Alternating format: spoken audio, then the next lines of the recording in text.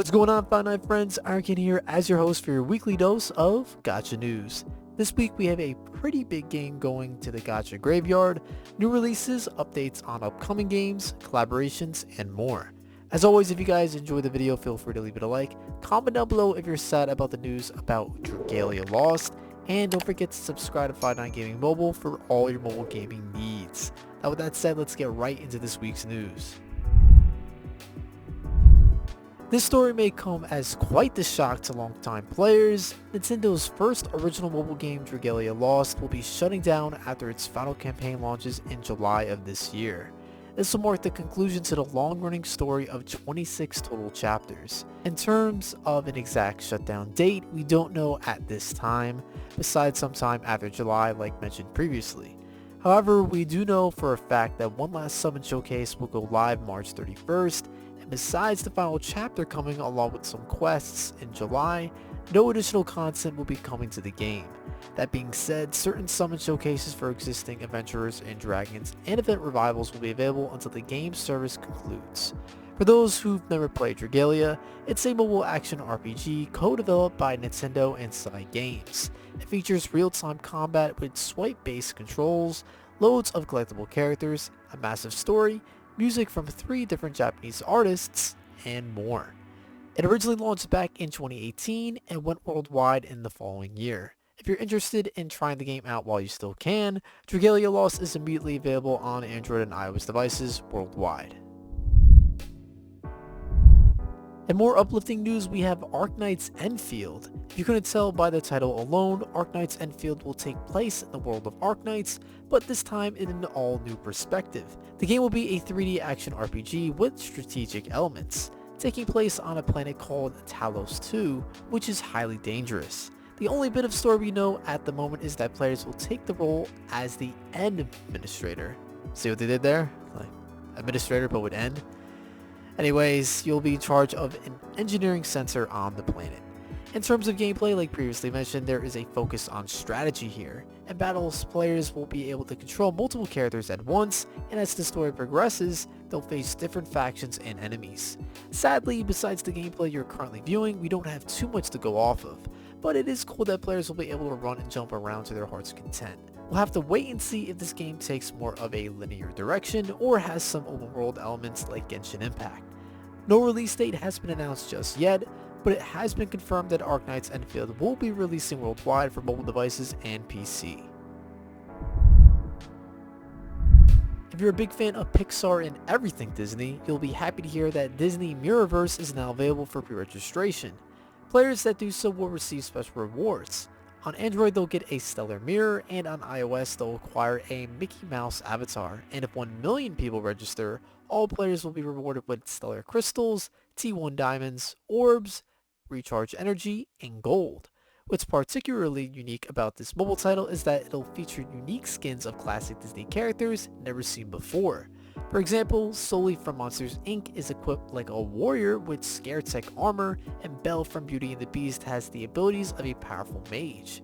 The goal for our heroes is to team up against the evil fractured forces and defend a magic mirror. The main features of this game include a story mode, story quests, event quests, alliance missions, which are basically competitions between 2 guilds to complete more missions, a gauntlet-like mode called Tower of Troubles, and a mode called Dangerous Dungeons where players compete with others around the world in ever-changing dungeons. In terms of what characters to expect, the possibilities are endless between heroes and villains. Some we know that are on the way include Judy Hopps from Zootopia, Scar from The Lion King, and Scrooge McDuck from DuckTales, and a lot more on the way. And if your favorite character isn't available on launch, Disney announced that they'll be providing monthly content updates to the game. If the game sounds up your alley, Disney Mirrorverse is immediately available to register for, and is slated to release worldwide on Android and iOS devices June 23rd. If you're looking for some content to sink your teeth into right now, look no further than Shadowverse. The game just launched a collaboration with horse gacha phenomenon Uma Musumae today. In terms of collaboration units, we have Special Week, Silent Suzuka, Tokai Teo, Agnes Tachyon, Manhattan Cafe, and last but not least, Maru Zensky. All 6 characters will be available as leaders in the in-game shop. The leader package comes with a special emblem, flare, and sleeves. There will also be premium cards with different illustrations available as well. That's about it in terms of the collaboration. On Shadowverse itself, it's a AAA turn-based card game that features PvP and over 600 cards to collect. So if you're into card battlers or you just want to try your skills against some opponents across the world, Shadowverse can be downloaded right now on Android and iOS devices for global. To start us off for JP and beyond this week, we have another update on Fullmetal Alchemist Mobile. This week we got news on the game's official theme song, Spira, which is sung by Nana Mizuki. Not only this, we also get a sneak peek at the direction of the story, battle system, and the characters' animations when activating skills. Speaking of skills, players need to utilize these skills and linked attacks to defeat their opponents. The game boasts to have exhilarating tactical RPG battles that'll have seamless controls. It's also said to have a variety of systems for players to experiment with as they guide the Elric brothers in their search for the Philosopher's Stone. In terms of story, players will be able to relive iconic moments from the anime in beautiful 3D CG. And as some of you may have noticed, some of the game's UI has also been revealed in the most recent trailer. Additionally, 4 new character illustrations have also been revealed. They are Ling Yao, Lan Fan, Mei Chang, and Oliver Beer Armstrong. The closed beta test for the game will begin on the 31st of the month, so it won't be too long before players get to experience what the game really has to offer. Fullmetal Alchemist Mobile is expected to release sometime this summer on Android and iOS devices for JP.